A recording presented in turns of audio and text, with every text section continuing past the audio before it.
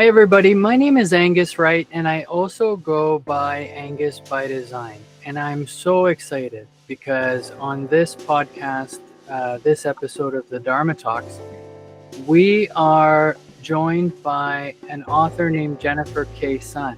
And Jennifer wrote a book called Break Free and Heal Your Inner Child, Overcome Emotional Barriers, Release Stress, Build stronger relationships, and resolve trauma to unlock your creativity and confidence.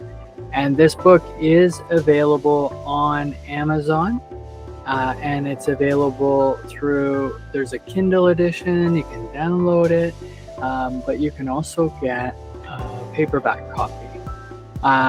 If you are interested in this topic and these conversations resonate with you, getting a copy of the book, you're going to discover that there's powerful strategies to transform relationships and break toxic patterns. There's mindfulness practices to reduce anxiety and stay present in the moment. You'll learn how to heal even if your memories are unclear, using intuitive methods, and much, much more. So as usual, I'm joined by William Woolfolk and Seth Pearson. So good morning, guys. Do you want to say introduce yourselves, and then we'll introduce Jennifer? Good afternoon, everyone. My name is Will Woolfolk. I'm honored to be here. It's a privilege to be here with Angus, Seth, and the author Jennifer K. Sun. Looking forward to it, and I'm super excited. Thanks, Will. Hello, yes, good afternoon. Yes, my name is Seth Pearson. I'm also very, very grateful to be here alongside Angus, Will, as well as Jennifer. So really, really excited to be here today. So thank you so much. All right. Thanks, guys. And yeah, so this is just one of the many things that the three of us do on a regular basis. In another world, we serve the community of practice that we're part of in Virginia and Washington, D.C. area, but it's also known as an international community of practice because we have people in recovery joining from all over the world. So our guest is Jennifer K. Sun. And Jennifer is a writer, a mental health advocate, and wellness educator dedicated to helping others heal and reconnect with their authentic selves. As an immigrant who grew up in the Washington, D.C. area, she faced emotional challenges and trauma that often accompany cultural displacement and identity struggles. For over a decade, she struggled with depression, navigating the shadows of pain and isolation. And through therapy, self-reflection, and committed inner work, she found healing and hope. Today, she shares her story to inspire others to reclaim their peace, joy, and the light within. So Jennifer holds a Master's of Science degree from Johns Hopkins University and works in the public sector. Alongside her professional career, she volunteers in the mental health space and teaches fitness as part of her passion for promoting health, community, and resilience in others. Her writing blends heart, hope, and practical wisdom to inspire lasting personal transformation. So if you know me, you know how excited I am to introduce you, Jennifer. So welcome. Thank you very much for joining us today. Would you like to say a few words? Yes, thank you so much for that amazing introduction, and it's so great to be here. Thank you for the invitation to join you all.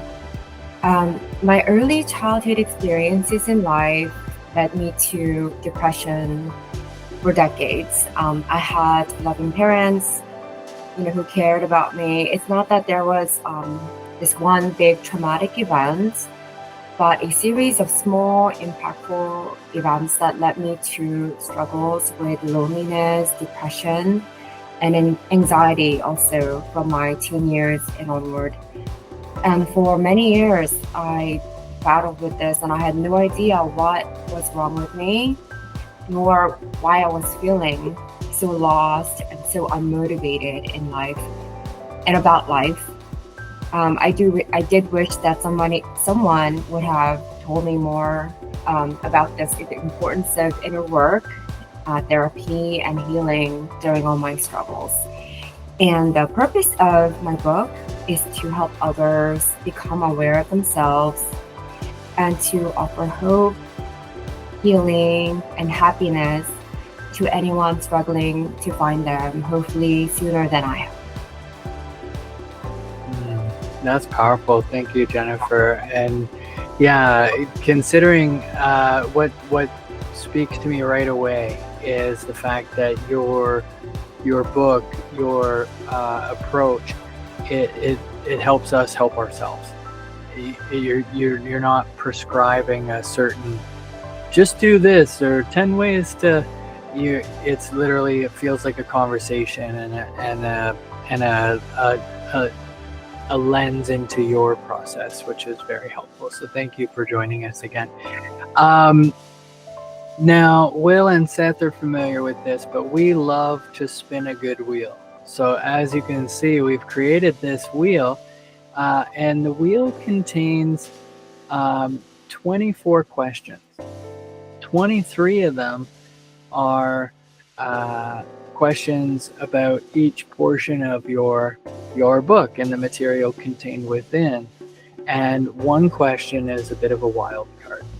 So if you're okay with it, we'd love to just use this, and we'll spin the wheel, Jennifer. And if you could read the question that comes up, and we'll throw you on the hot seat if you could give us your answer for it.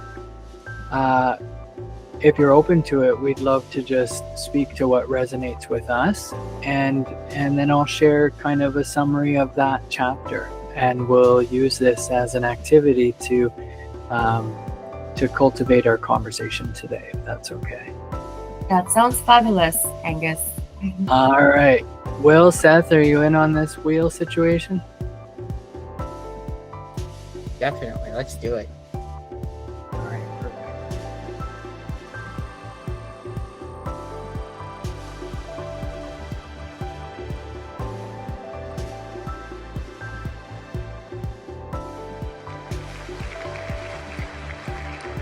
Chapter 2, recognizing emotional barriers. How can individuals begin to challenge negative self-talk rooted in early criticism? Great question. So to challenge a negative self-talk rooted in early criticism, first be aware.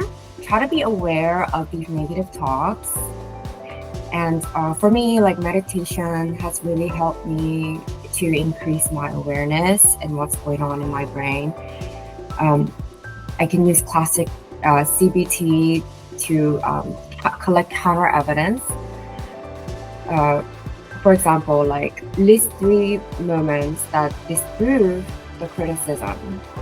So for example, when your head automatically says something like, I bombed my job interview, I'm an idiot, catch that and say, hey, wait, I prepared for it diligently and I have, not gotten a response yet. Let's just wait and see. Or like, I prepared for the interview and I did my best. If it doesn't happen, then it's not meant to be. I got a good practice out of it, right? Also, I think it's really important to catch those thoughts and flip to compassionate reparenting. So speak to yourself in a way a securely attached caregiver would. What would a caregiver say to you in situations like that? Like, you did a good job. You did your best. Like, everything's gonna be okay. Like, I think it's really important to just switch that negative self-talk, because we become what we think, right? And when you're thinking negatively, it's just gonna be a cycle of negativity, negative patterns. But if we can catch that and switch that around into positive thinking, we're gonna have more positive thoughts that will come about. Thank you, Jennifer. Thank you so much, Jennifer. And I could definitely relate to this, the recognizing emotional barriers from early on as a child, with failures and the pressures of society and doing everything correctly. I've always had a lot of negative self-talk, but I loved the advice and the tools you just talked about, where it's like, catch the negative thought, switch it into a positive, the compassionate reparenting approach, talk to myself as I would like to have been talked to as a kid. And it's great tools, and I think they're very beneficial. I love this chapter, and thank you very much. I definitely really have to agree. This is an amazing chapter. And Jennifer, I love, what you were saying about really catching the thought, the negative self-talk, early. That's one of the things that has really, really helped me, being able to kind of catch the negative self-talk. And I wake up each morning with a lot of negative self-talk and a lot of negative thoughts and everything. And I found that sometimes listening to music, or sometimes just trying to get me, trying to, talk to myself, a lot more positive, it really helps me, as well as doing affirmations and meditation. So I also really love this. So thank you so much. For me, it's, just that idea of unresolved childhood trauma, and recognizing my own barriers around that and my own boundaries around that. When I was in my early 30s, I was well over 500 pounds. I was severely agoraphobic. I couldn't leave my apartment. I was basically physically carrying, literally and figuratively, all of that generational trauma and the way that we're parented and the conditions of my upbringing or lack of.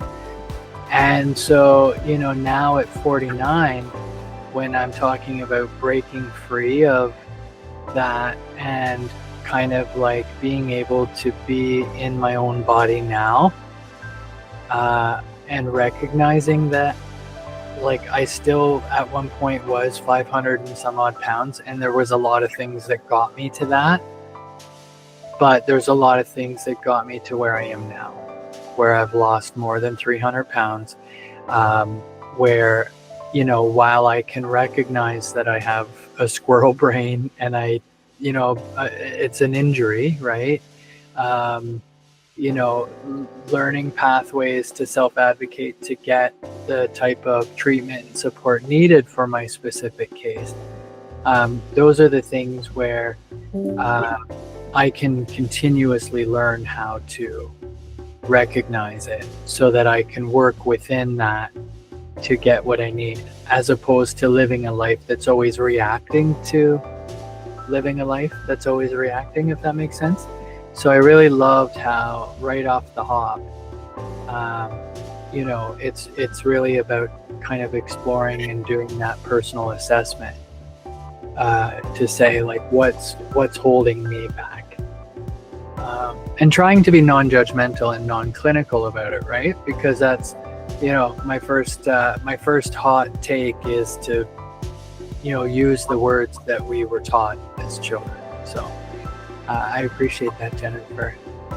So chapter 2 is recognizing emotional barriers, and this chapter explores the deep impact of unresolved childhood trauma and emotional barriers that shape our adult lives.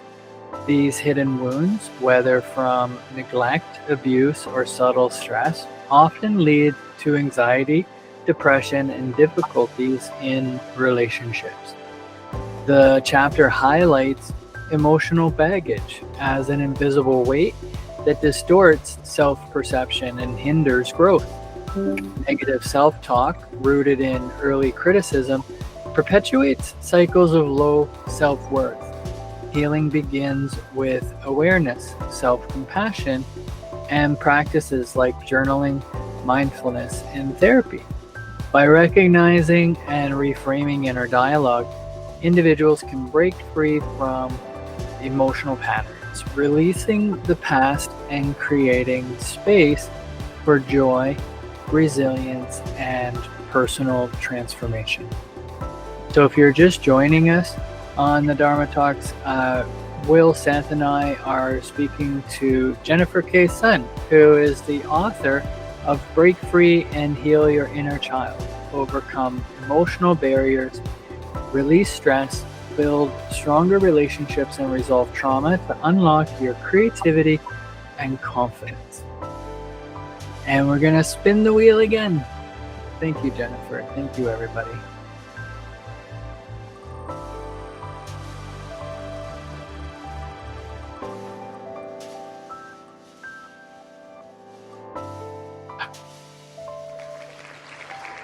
The mystery question. What is a question you'd like to be asked about your book, your process, or your lived experience? Could we save that question for last, if that's okay, Angus? Absolutely. I was kind of hoping you'd ask that, Jennifer, because I think that would be a really great way to summarize this experience. So let's do that.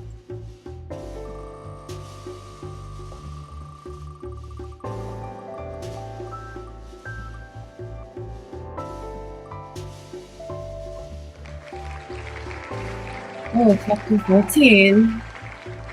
Embracing your creative and confident self. What are some practical ways to build confidence? That's a great question. What are some practical ways to build confidence? Firstly, try to stack tiny wins. You know, for example, like if you're writing something, if you're writing a book, or do one paragraph, right? If you're working out and you're new at doing push-ups, just do 1 or 2 push-ups. It's okay, to just do a little bit. That'll trigger the dopamine success loop. So, doing a little bit at a time and sort of celebrating, I think that's really important to your confidence, even though you don't have to do the whole thing, right? Also, like tiny hacks are like, this is something I'm trying to continue to work on, but power postures, right?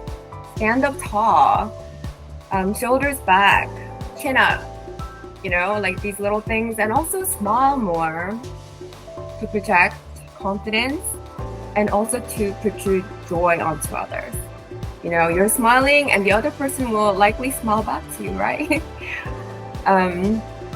Also, like, instead of like doing like a to-do list all the time to do, to get, like I sometimes make write up a to-do list, but also do like a done list, right? Like, what did you do today? Write them down and just look how wonderful you've finished those items, right? And I guess another way would be like, express yourself, wear outfits that make you feel good, accessorize. Like I have this little bow, I don't know if you can see it. Choose your style that makes you feel confident and good about yourself. Like, I think these little things can go a long way. Mm-hmm. Thank you, Jennifer. Well said, Jennifer, and I love those practical ways, like celebrating the tiny wins. That is very important for me. Smiling. I need to work on my posture, but and then smiling and providing joy unto others, because I've noticed in life, the older I get, the more I try to help people, the happier I feel. And so it's kind of like a circle where I'm helping others, but I'm also helping myself.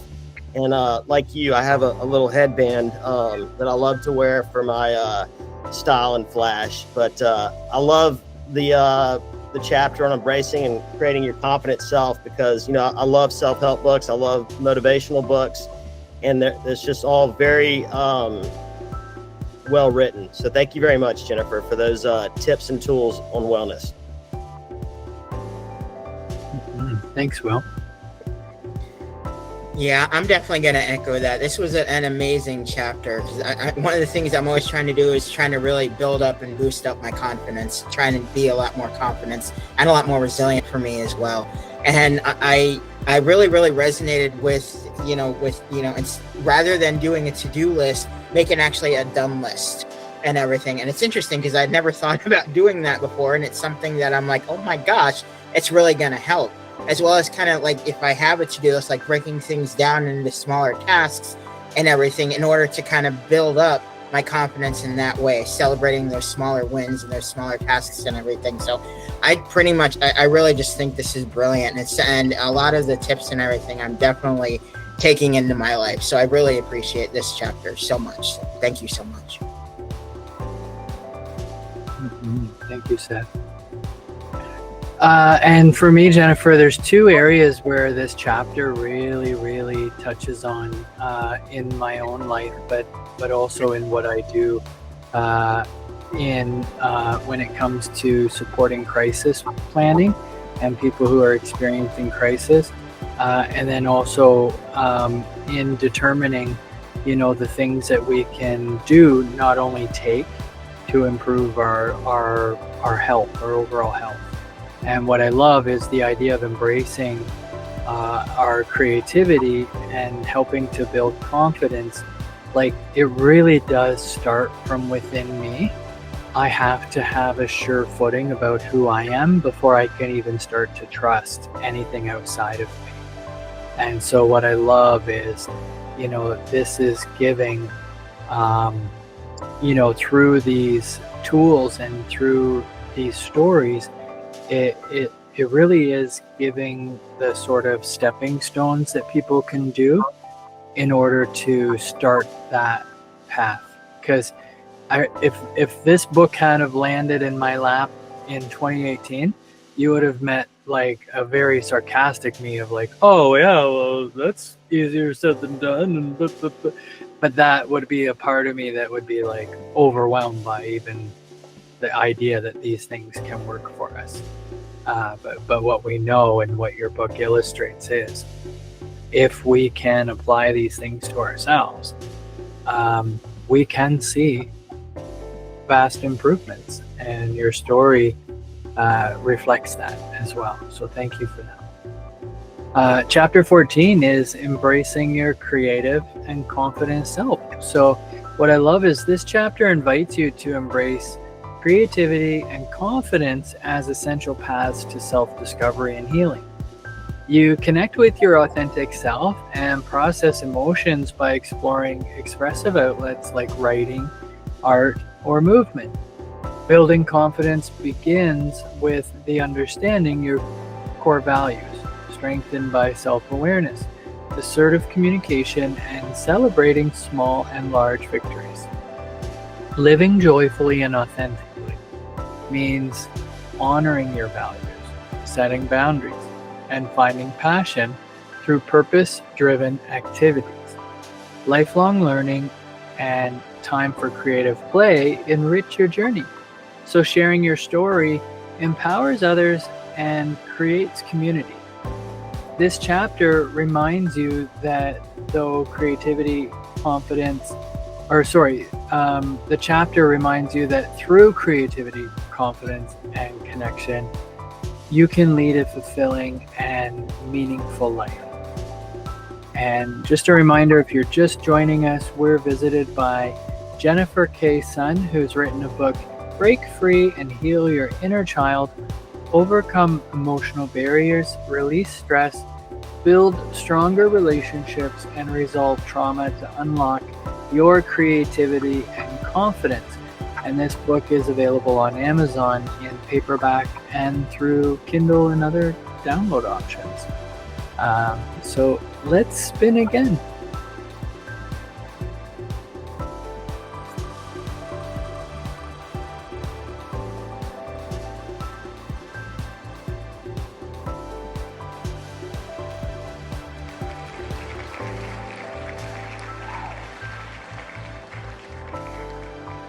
So chapter 3, it's practical exercises for healing. for someone new to journaling, what tips do you have to get started and make it a meaningful practice? Journaling. Yeah, well, it was really hard to start journaling because I was just not used to doing that type of activity. But firstly, like the more I do it, the more helpful it becomes, and it's helped me in so many ways, and it's continuing to help me in so many ways. But firstly, for me, I like to get like a nice little journal book to start. And also like don't worry about the grammars or your handwriting. If your handwriting is messy, don't worry about all of that. Just start scribbling how you feel or what's on your mind. And don't judge them either. Like, oh, is what I'm writing stupid? It doesn't matter, right? Like, if it feels a bit awkward, you can also try using journal prompts. They also help to, give you an idea of what to start writing about. And I have a bunch of these journal prompts in my book, so feel free to use those. And try to set maybe 10-15 minutes a day, or even a couple times a week to start, right? Don't feel stressed out about it. Just do it when you can. And I usually like to keep a little journal book. Like, for example, I have this little journal book here.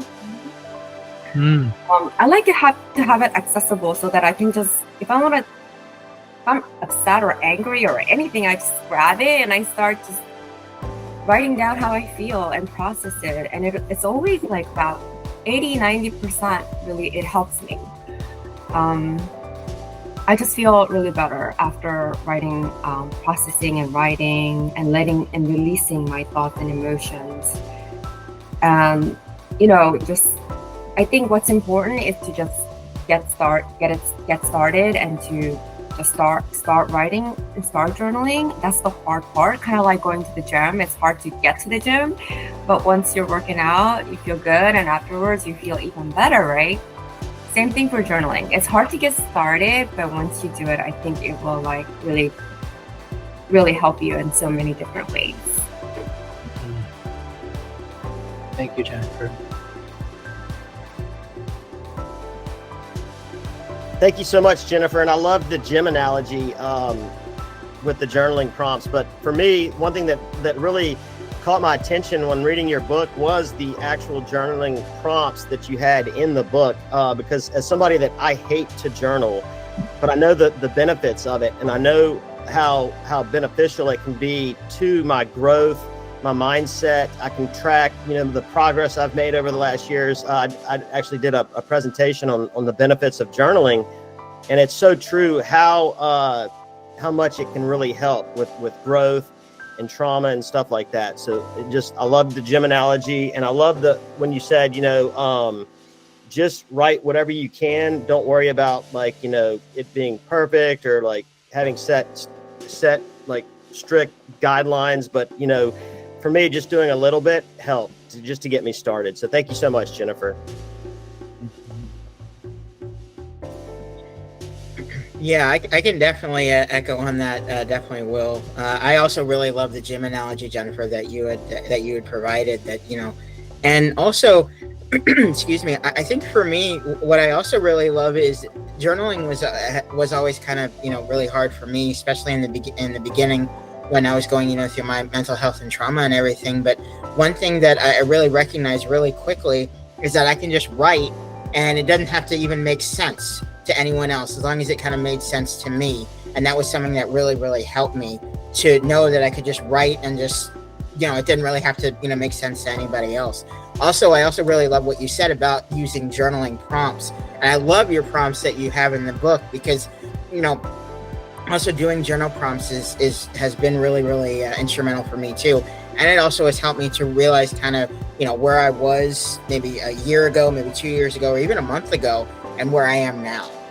So it's really something that's has really helped me and is really powerful. So thank you so much. Thank you, Seth. This chapter sparked so much for me, Jennifer. So hold on to your hat. But I believe like the very first step for me was to redefine my interpretation of what a journal was. Because when before I started to actually document my life, my concept of a journal was a perfectly created book, dear diary, here's my life, and that it needed to be written in such a way that anybody picking it up would be able to read it as if I'm some sort of author. If whoever finds me or finds my apartment one day, like if aliens come down and they find my apartment, they're really going to wonder what humanity is about, because I have journals that are just full of crap notes, FUs, finger doodles, like waving the old finger flag, like, because that's where I get to be emotional. I get to just throw it right out there. And that was important for me, because having the ability to let out that, that energy or let out that emotion in a life that felt powerless, that is really where I was starting to be able to create a sense of power. And then from there, because I started to create a record, revisiting it during times when I wasn't in that mindset or that space, I really got to see myself from the outside. So anytime we can find a way to journal, whether it's like photo journaling, writing stuff, hieroglyphics, graffiti, whatever, like the world is a journal, and it's about, basically revisiting it and then seeing what resonates. And then, of course, like your book often shares, is using like cognitive behavioral therapy tools, catch, check, change your thoughts.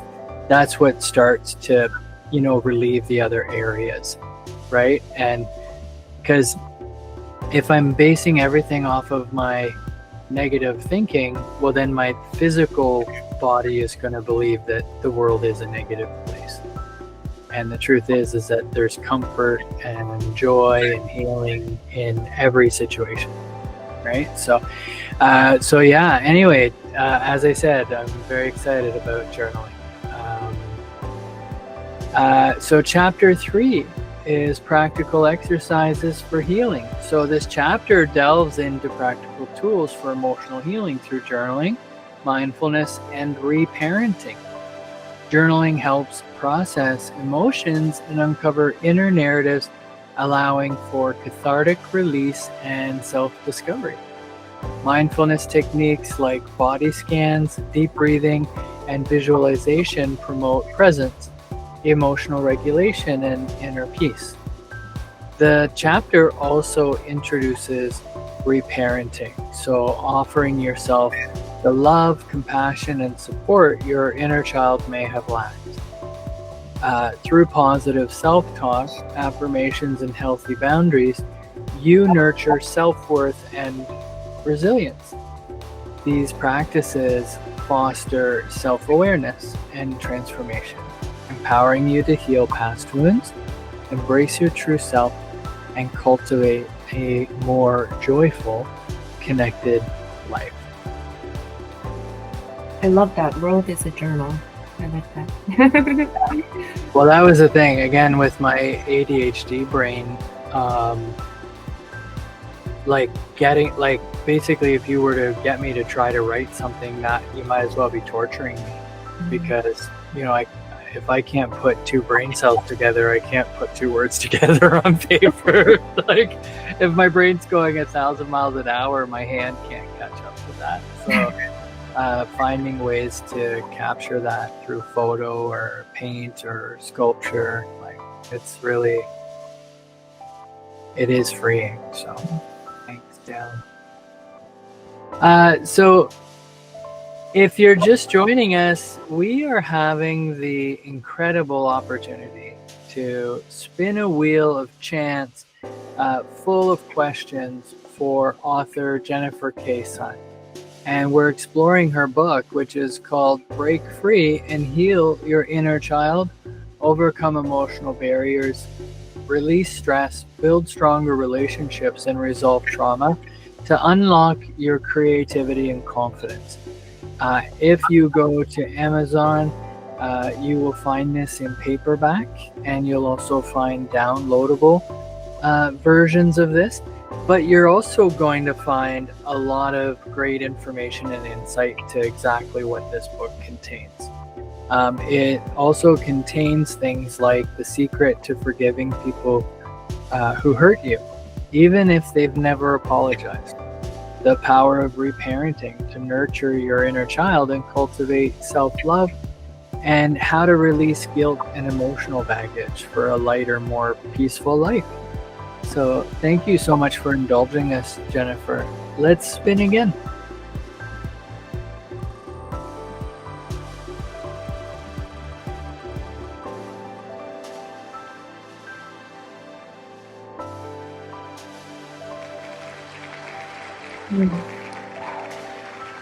Chapter 14, Embracing Your Creative and Confident Self.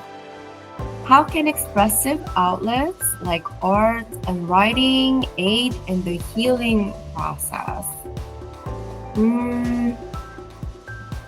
So because of the right brain liberation, like art engages sensory and emotional networks that like talk therapy can miss, letting pre-verbal memories surface safely. And there's something called a Pennebaker effect, where writing about feelings for 15 minutes a day improves immune markers and mood up to 6 months later. So there have been studies of the effect of that. And also, there's also like symbolic mastery, where, you know, turning pain and struggles like into poem or painting transforms the story of me into work of art, you know, boosting agency. Thank you so much, Jennifer. I loved how, you know, the concept that, you know, writing down something for 15 minutes a day and how it can affect you 6 months later in the healing journey was something that I learned, you know, through reading your book and through journaling in the past. But it's a great technique, and it's a good chapter. And art and expressing art has always been helpful for me. Whenever I don't do it often, but just having that creative side and getting in touch with a creative side of myself is also helps. Thank you.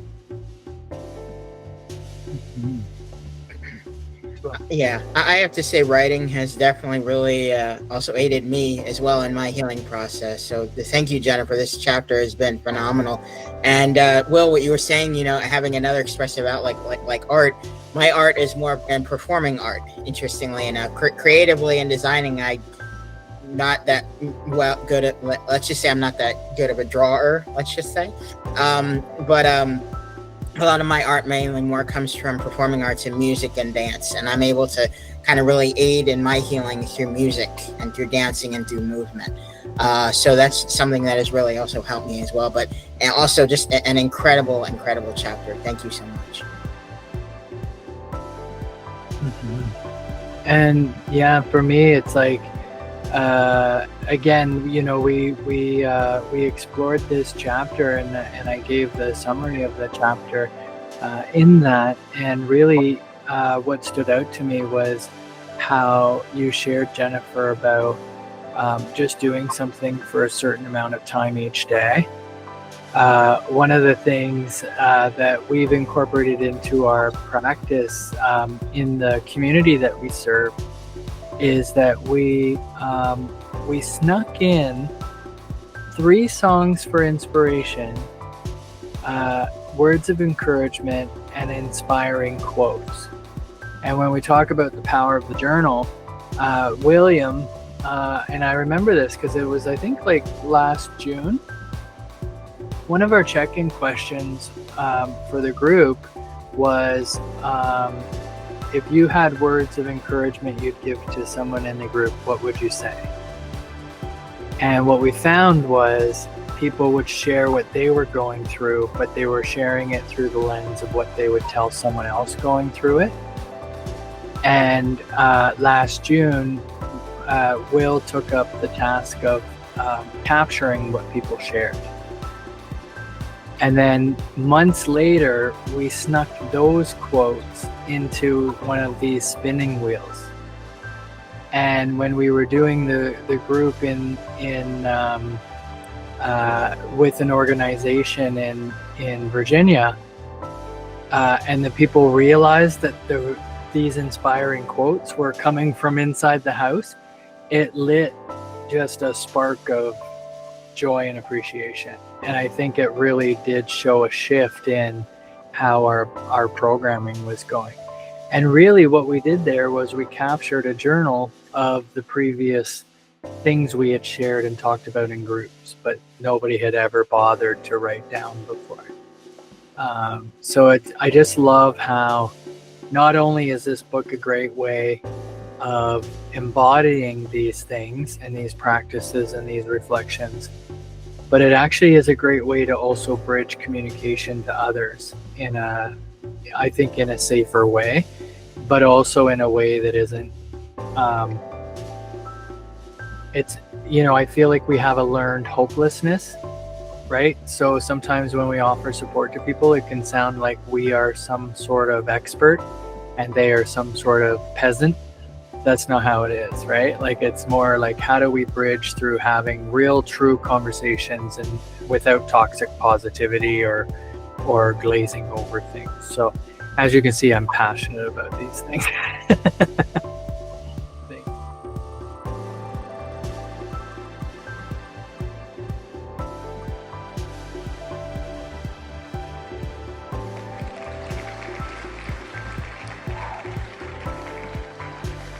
Chapter 14. How, again, the wheel loves chapter 14.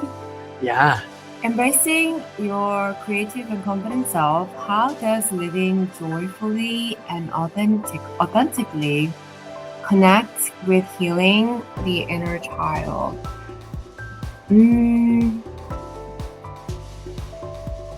So when you're in a joyful mood, or when you're in a joyous state, it's sort of like a safety signal, right? Like when you prioritize play, the nervous system, learns that the threat is over and it lets the inner child emerge. I think authenticity reduces the cognitive dissonance. Like, there are fewer masks mean less mental energy spent on self-monitoring or worrying about things, and you're freeing your bandwidth for creativity and connection, right?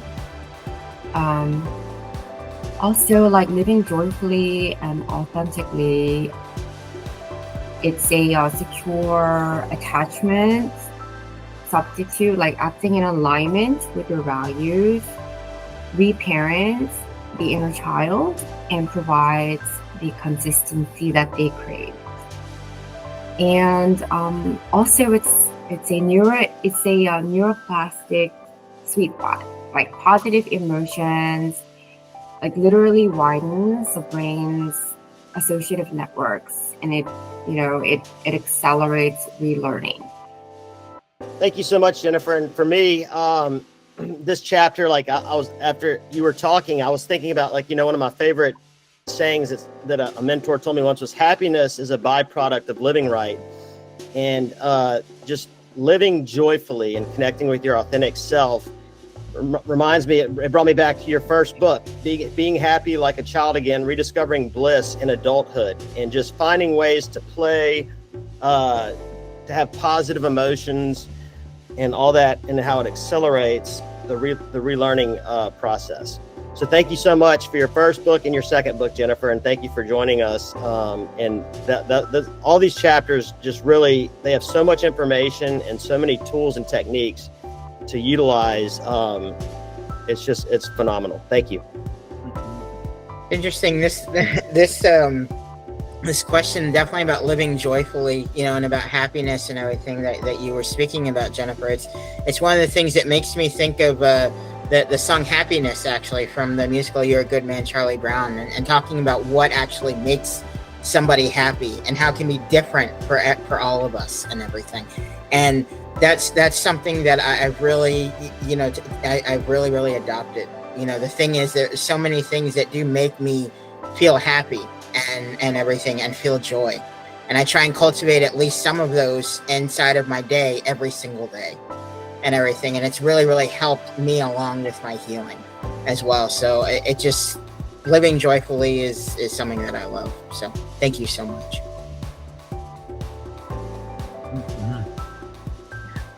Thanks, Seth. And again, for me, so it's funny because, we've had all of these questions about chapter 14 come up in the wheel. And for me, part of the wheel as a tool, again, with that sort of sense of chance, I am a hippie enough where I think there's no mistake. So obviously this is an area in which it probably really resonates, and it's clear that it does. Because first of all, it takes a lot of confidence, I think, to start to look at ourselves as artists. So, having, seeing the value in what we're writing or drawing or doing, not to call Seth out earlier on a question, but he said, I don't draw very well, but I perform well. If we say that, right, it's that if that's our opening statement to say we don't do something well then that's telling right away, right? So for me, when I'm doing that, if I'm judging myself, that means that I'm probably afraid to just lean into it, right? But so why do I say that? Well, it's because maybe the first step isn't about creating art or writing or doing anything like that. Maybe the very first step is actually going to an art gallery. And, I would say take the emotions wheel, take a CBT tool or a DBT tool like the emotions wheel that just lists all the emotions, and then find those emotions in the artworks that other people have created. When I think of movement, I used to think, oh my gosh, the gym, I still to this day, a gym might as well be a Mensa puzzle. I don't know how to friggin' work any gym machine. Anytime I've been in a gym, I look more like a clown, right?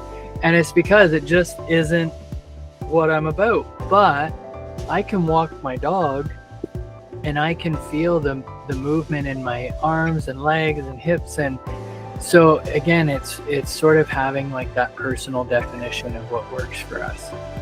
And then what I love about your book too is that it talks about so if it's my thinking that is affecting me and it's my thoughts that's causing emotions, well then what can I do through creativity or art or just getting off my ass, right? Sometimes just getting off my ass and going out and literally hugging a tree, right? Because I'm outside now. That's the answer, because I can be trapped within my thoughts and not even leave the couch. So I really do appreciate the emphasis on this, and I can see why the wheel wanted us to go deeper, so to speak. So if you're just joining us, we are proud to say that we have copies of Jennifer K. Sun's book, Break Free and Heal Your Inner Child. Overcome emotional barriers, release stress, build stronger relationships, and resolve trauma to unlock your creativity and confidence. And you can hear our excitement as we're speaking with author Jennifer K. Sun. but these conversations are ones that we've really been enjoying ever since we learned about your book, Jennifer, and since we've had the chance to have these discussions even in our community. So thank you for joining us.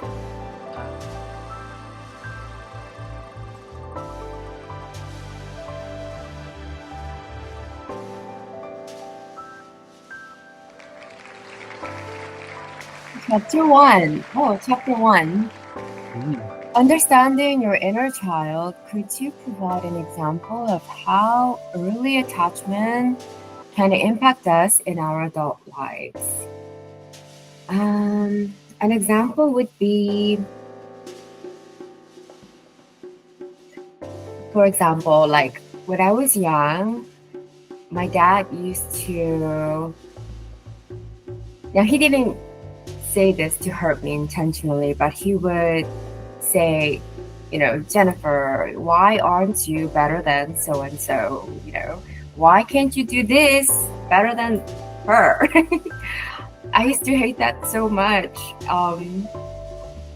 But you know, as an adult, what happened was, you know, I had that mindset like, hey, maybe I'm not as good as this person. I'm not as good as I should be. Like I was comparing myself to other people. And this was not healthy, right, for me, but it was something that was embedded like as a child, and it's something that I had to deal with as I got older. Thank you, Jennifer.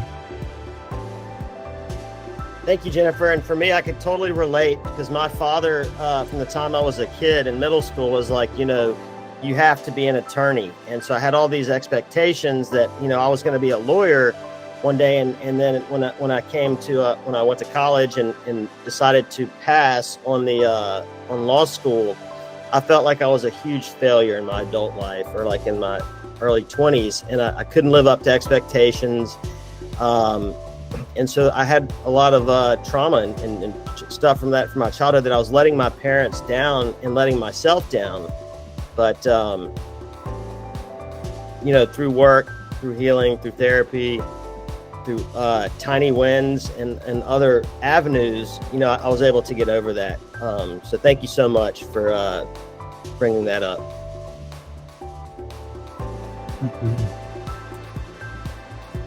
Yeah, I can definitely also really relate to this. I think growing up as a child, especially like with, you know, with me and my mom and my mom's brother, my uncle and everything, and his kids, you know, they had, you know, a good, you know, good solid like Jewish education. I grew up in a Jewish household and everything. And they went to, you know, a Jewish day school and everything, and I didn't, and everything. But they also, you know, were top kids, were top students, you know, and everything. And I always felt like I was kind of the failure, even though I was the oldest of all my cousins.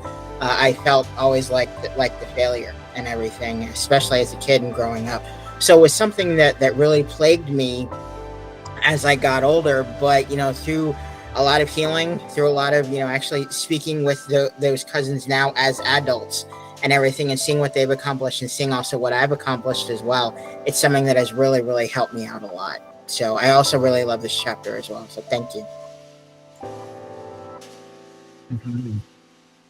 And thank you, Jennifer. You know, especially even in what you shared in with connection to kind of how your father spoke to you, and then how he sort of set up that pattern of, you know, competing or comparing, like, and that's something, you know, I have a personal mantra: I don't compete and I don't compare. And depending on how I say it, you know, it can be like a neutral, like, I'm not here to compete with you, like we can both get what we need.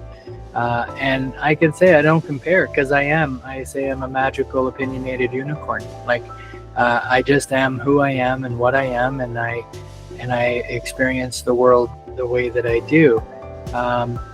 But if I'm starting to measure myself up, right, and even if it is just me measuring myself to anything, that is where the need for the inner parenting comes in, because it's surviving a life of the not knowing, the non-structure, or the never being able to achieve that thing that our parents kind of lay out before us.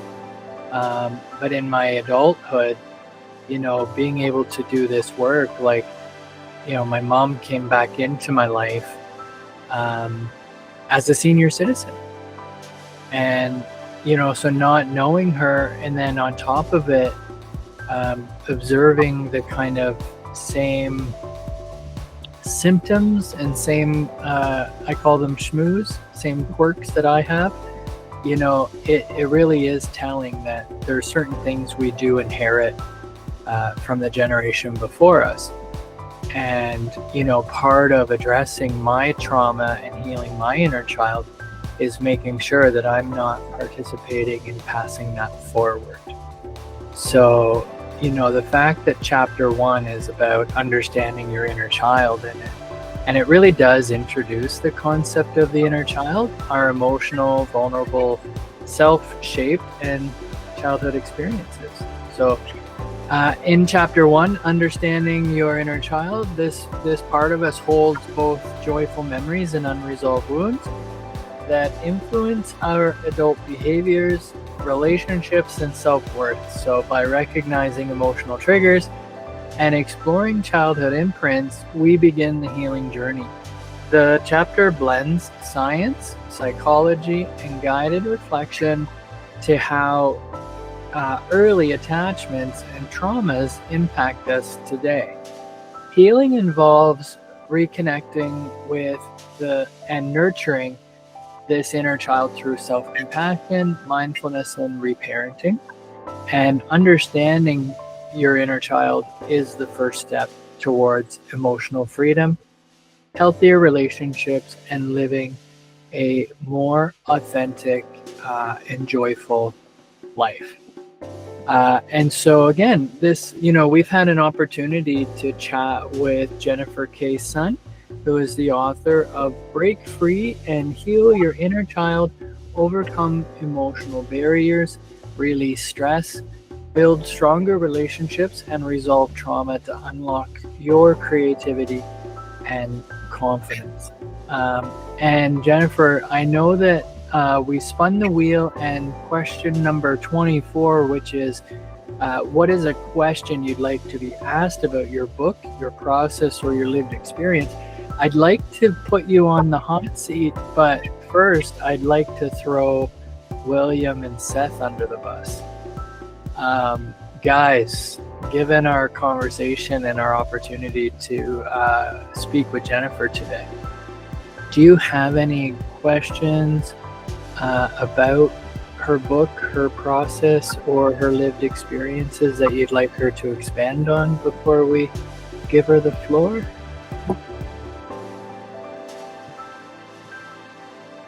Jennifer, I'm just so amazed at how you have the time to to write a book, because you have such a busy life with your personal full-time job, and then you teach Zumba on the weekends, and it's such an inspiration to me that you picked a topic like this, and like healing through your childhood trauma. And I guess I want to know, where do you get your energy from to do all these things and stay so motivated? That's a great question. I guess my values and my purpose in life, I think because I felt the pain and the difficult challenges of life, I know the pain, and I know other people are suffering out there and struggling out there, and I really hope to reach as many people as possible to help them to feel better, to heal, to find joy and happiness. And so yes, I do have a full schedule, but it's my purpose, so I need to make time for it, right? So even after a long day of work, I try to carve out time in the evenings. And weekends, I don't have to work, thankfully, at my full-time job. So I did a lot of the writing on the weekends when I had time then, and it's just been so rewarding. And I'm just, it's not tiring, because I feel like I'm living my values, and I'm doing what I'm supposed to be doing here, my purpose. And so I feel very privileged, and I'm very happy and grateful to be able to do this. Mhm. Thanks, Will. Thanks, Jennifer. I love that, because in a way, this is almost a journal that you've written. So it's kind of like, because you're embodying it as a practice. I love that. Seth, how about you? Any questions you'd like to ask about the book that wasn't asked? Jennifer's process or lived experience? Wow. It's interesting. Probably a lot of what Will actually had asked was kind of what I was really curious about, where to find the energy to develop and make a book like this. And I think probably another question that I would have kind of along those lines would be kind of around like where the inspiration comes from. It's like I know for me, it's like I've had a past, it's been full of a lot of things, and sharing a lot of those thoughts and sharing a lot of that is something that was very private for me and everything. So the choice to actually write a book about what you've learned and about everything that you have done inside of your life, I think would be something very very private and everything. So I think I was more just really curious about your process and everything, and how you actually got the motivation to sit down and write about your experiences in this book, honestly. Great question. I think that during the period of darkness, like I really had dark moments where I wanted to just give up on life. Sometimes I felt so much pain and felt so alone, and everything just felt really hopeless. And when you go through like such dark moments in life, and you feel all that pain and misery, I look at like, why did I go through all that? Why did I feel all that pain, right? But I think it was for a reason. Like, I believe that I had to go through all that for me to really see joy and happiness today, and to be able to overcome that and to live a totally different, bright life. It's a gift from the universe, from if you believe in God, the higher power, right? It's a gift to me. It's a new way of life that was given to me, and I really want to share this with others who are struggling, who are in a lot of pain, that they can also to overcome them and find happiness and joy and so much hope in life. And I think that's where the inspiration came from. That's where I find the energy to move, continue on as I do, and the strength to carry on. For me, Jennifer, I think I'm thinking about Brene Brown, and if you've ever seen her talk on vulnerability, and basically her background was that she did research and studied what it meant to be vulnerable and all this stuff, and then she made her TED talk about that, and then thinking that only a few people would see it, and then that TED talk went viral. So and then it's kind of cool to listen to her reflect on that. So my question is, when people start to read this book, just even judging on how powerful the reviews are already on the Amazon, how's it feel to write such a what I would think would be a personally revealing book? Like the idea of looking at our inner child and overcoming these things, and the fact that you've written it from your research and your perspective and your experience. How does it feel to be an author that writes about this material? I'm humbled. I'm just grateful for the opportunity to write it and to share with others what I went through and what I researched. And like the tools and tips that, I wish I had when I was going through all that too, the darkness that I faced in my depression and those challenging days. I wish I had those tools and tips that would have helped me, and for me to get the opportunity to write that and to be able to potentially help other people and reach many people, hopefully, it just brings me a lot of joy, and I'm grateful for that opportunity. Amazing. Thank you so much, Jennifer. Really appreciate your time, and thank you, William, and thank you, Seth, for supporting this discussion in the Dharma Talks podcast today. In Jennifer's book, when she opens up in the book, she really does invite readers on a transformative journey of healing and self-discovery. Drawing from her own experience with childhood trauma and depression, she explores how emotional wounds from our early years shape our adult lives. The book combines personal stories, scientific research, and practical tools like inner child dialogues and self-compassion techniques to help readers reconnect with their authentic selves. So Jennifer empowers people of all ages to face past pain, nurture their inner child, and unlock their creativity, confidence, and joy. This journey begins with self-awareness, courage, and compassion. And then through each of the chapters, she walks you down a pathway of being able to learn from her experience and the science, but then applying it to how it shows up so that you can unlock your own potential. And at the end, Jennifer concludes, in conclusion in her book, she reflects on the journey of healing and self-discovery explored throughout the book. And by addressing emotional barriers and childhood trauma, readers have been empowered to break free from limitations and unlock their potential.